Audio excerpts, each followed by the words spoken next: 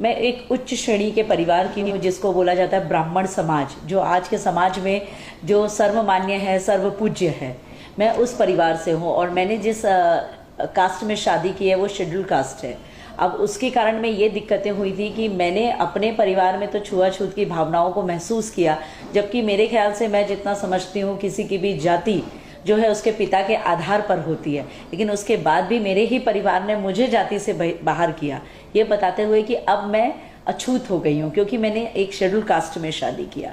उसके बाद भी मैं अपनी लड़ाई लड़ती रही। मैंने मेरे परिवार से कहा आपको नहीं बात करना है मत करिए। समाज से कहा, मैंने कहा आप मेरा क्या करेंगे, मैं आपको अपने आप को साबित करके दिखाऊंगी कि जो मैंने आज किया वो बेहतर था और उम्दा है जो आप करते उससे। तो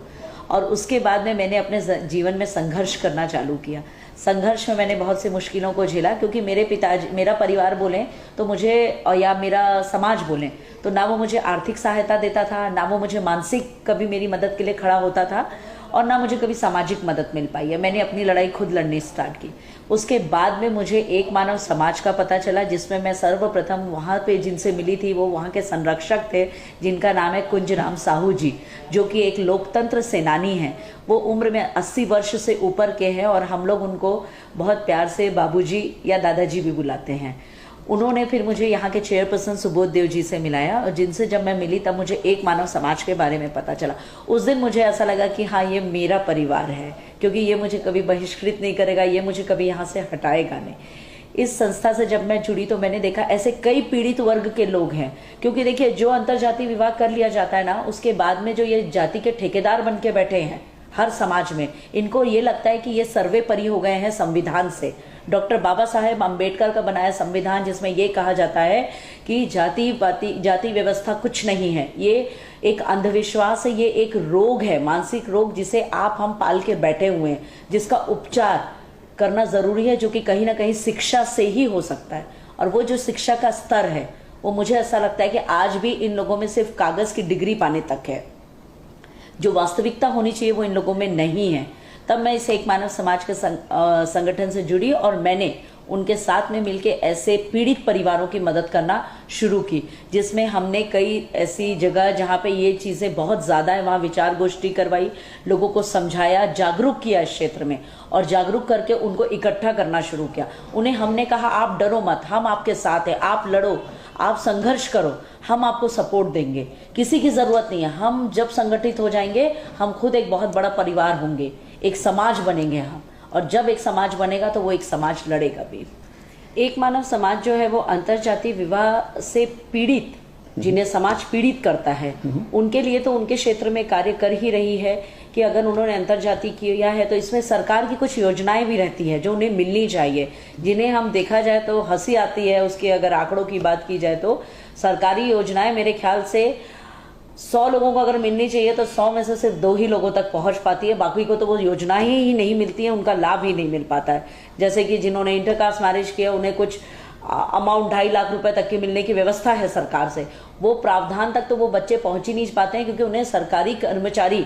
भ्रमित कर देते हैं ये बता बता के कि नहीं ये आपका ये पेपर नहीं है और वो पेपर नहीं है, ये दस्तावेज आप लोग दीजिए करके। ये एक अव्यवस्था है जिसपे एक मानव समाज काम करता है, उनको उनके अधिकार दिलाने के लिए। दूसरा, इस पे जो बाल विवाह एक अंधविश्वास है कि हमारी बेटी, अगर कभी किसी को पता चल जाता है कि कोई लड़की जो है या कोई किसी से प्यार करती है और वो 18 साल होते ही बालिग होकर शादी कर लेगी, तो वहाँ वो लोग क्या करते हैं कि ये जब बच्ची बालिग नहीं होती है तभी उसकी शादी की व्यवस्था भी करवा देते हैं, शादी भी होने लग जाती है कई जगह पे। एक मानव समाज ने ऑब्जेक्शन उठा के उन शादियों को, उन विवाह को भी रुकाया है कि बाल विवाह है, ये भी कानून के खिलाफ है, इस पे भी एक मानव समाज काम करता है। एक मानव समाज आरटीई के तहत जो बच्चे, जैसे जिनके माता पिता ने अंतरजातीय विवाह कर लिया है, अब कर लिया है तो डेफिनेटली वो आर्थिक स्थिति से कमजोर हो गए, क्योंकि ना उन्हें ससुराल से सुख है ना उन्हें मायके से सुख है, कहीं से सुख नहीं है। वो लड़की तो बेचारी पिस गई, लेकिन वो एक माँ है, उसे वो सुख है, तो उसके बच्चे के एडमिशन के लिए उसे आर्थिक उससे मंदी से जाना पड़ता है। तो उस जगह पे क्या होता है, वो आरटीई के तहत अपने बच्चों को स्कूल में एडमिशन करवाते हैं, लेकिन विडंबना देखिए हमारे भारत देश की कि वहां भी उसको कहीं ना कहीं पीड़ित होना पड़ता है, वहां भी उसके बच्चे को एडमिशन नहीं दिया जाता है क्योंकि उसके पास में पैसा नहीं है अपने बच्चे का एडमिशन करवाने के लिए। और स्कूल, बिल्कुल शिक्षण संस्थान जो आज की डेट में एक कमाई का जरिया बना हुआ है। हमारे राज्य में बोलें या भारत देश की बात करें, वहां पे आरटीई की भी कीमत कहीं नहीं की जाती है। और ऐसी सब कुरीतियों को ही लेके, जादू टोना के चलते कई जो प्रेम विवाह करना चाहते हैं या अंतरजातीय विवाह करना चाहते हैं, उन्हें जादू टोना झाड़ फूक किया जाता है ताकि वो उस लड़के को छोड़ के इनके समाज में अपने आप शादी करने तैयार हो जाए। वहां भी एक मानव समाज पहुंच जाता है और पहुंच के उन कुरीतियों के खिलाफ लड़ाई लड़ता है। उसके बाद में जिन्होंने अंतरजातीय विवाह किया, अगर उनके परिवार का कोई सदस्य मर जाता है, चूंकि वो समाज से बहिष्कृत है, तो उन्हें क्या किया जाता है कि आप जाके शमशान घाट में जला नहीं सकते। वहां रे विडंबना भारत देश की और छत्तीसगढ़ की कि मरे हुए व्यक्ति पे भी वहां राजनीति होती है। समाज के ठेकेदार वहां भी अपने आप को आके सर्वोपरि बताते हैं। वहां भी एक मानव समाज जाता है और जाके लड़ाई करता है कि आप कैसे नहीं करेंगे, हम उनसे लिखित में मांगते हैं। जब वो हमें लिखित में नहीं दे पाते हैं तो सरपंच या कथित समाज के ठेकेदार आते हैं और आके माफी मांगते हैं और वहां पे उनका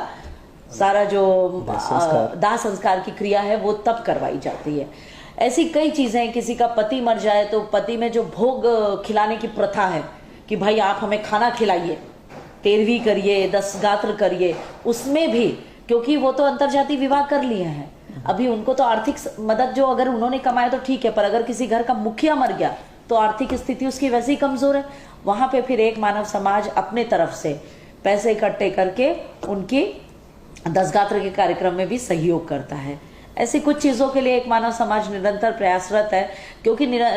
एक मानव समाज सिर्फ ये बताना चाहता है सरकार को और समाज के ठेकेदारों को, आप नहीं हैं और वो अकेले नहीं हैं, हम एक हैं और आप पे भारी ही